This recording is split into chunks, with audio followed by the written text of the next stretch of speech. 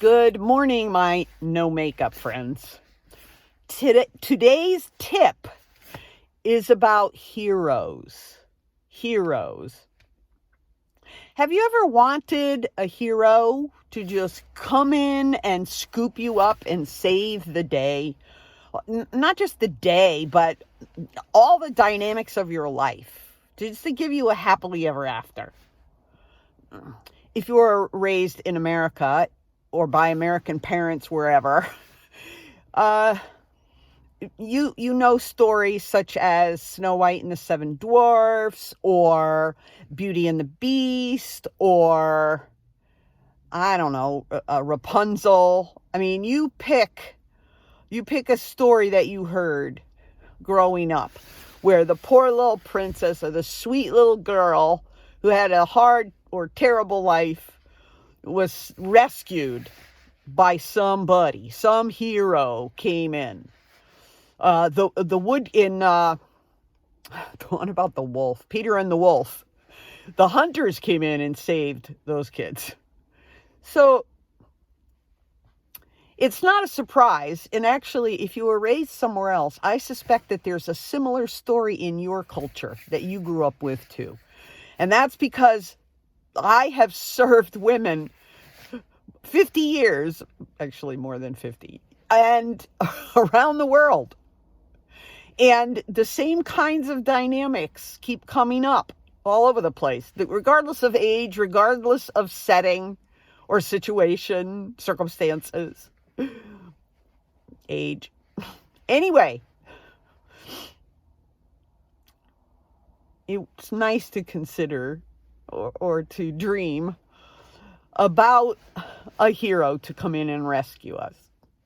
Well, I realized the other day, before I go there, let me just say that in the world today, at least my world, there's a lot of talk right now about being your own hero, that you're the one who gets to rescue yourself.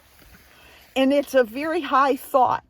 And I did sort of jump on that train for a little while until I realized that my story, my life, my rescue is way bigger than anything that I can orchestrate or make happen.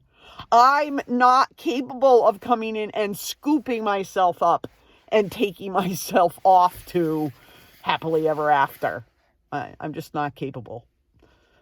Now, look, I'm strong. I'm brave. I'm bold. I'm smart. I'm a lot of things, but I'm not a superhero. And so I have to put that thought down and pick up another one. Well, what superhero? What is it? And then it came to me. I don't even need a superhero because I have a sovereign hero. Jesus is the hero of my story. Jesus has already rescued me. He's brought me from death to life. He brought me into eternity. He can do the same thing for you. As he makes himself known, it just becomes an appreciation of the facts. People say it's a jump of faith, a leap of faith. It's just an appreciation of the facts, honestly. And in that sense, it's like, yeah, I get it. It's true. So look, on that day in 1971, I moved from death to life. I moved from the temporal to the eternal. Yes, and do you know what eternity is like? Eternity has no beginning, has no end. It's ongoing. And so when I got onto that path of eternity, I'm already there because it's eternal. So that's all great. My hero did that, but my hero is sovereign. My hero is walking beside me in this eternal pathway, bringing me home where he has a place for me. And that is like the coolest thing. Yeah, I'm not my own hero, but I have a sovereign hero. that can't be deterred. His timing can't be thrown off, not by any influence in this fallen world, and not even by me. How cool is that? But it gets better. It gets better. I realized today that when Jesus rescued me from death to life, and he became my older brother by adoption into the family of God, his word also says that he became my friend, that he is my friend. He gives me entree, not only to the Father by taking away the sin and the wrath that ought to come to me, and his introduction into the Father and the Father's plans and so on. But he's my friend, and he opens up the entire dynamic of the Godhead of heaven. Yeah, well, it's simple.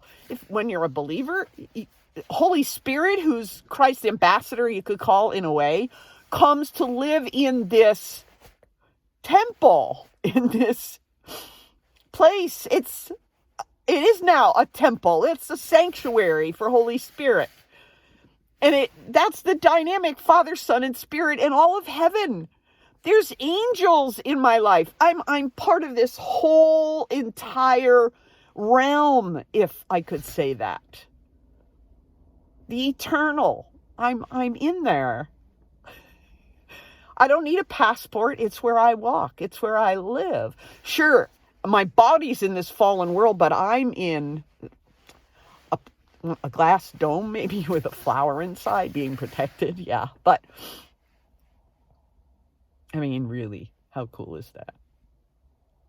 I have a sovereign hero who is capable beyond imagination, who is wise without limits, whose love and compassion and plans and purpose and equipping, and on and on and on. That's my sovereign hero. You go ahead. The other people, you want to be your own hero? That's okay. Jesus made me my CEO, if you could say that, about my life. I'm in communication, but I'm the CEO that has to go ahead and make the plan. Well, follow up on the Father's plan and go ahead and do the next right thing and follow my purpose. Get to know myself through my relationship with him and follow my purpose. Yes, I'm the CEO of that. But Jesus is my sovereign hero, and I'm right in the palm of his hands. Have a blessed day.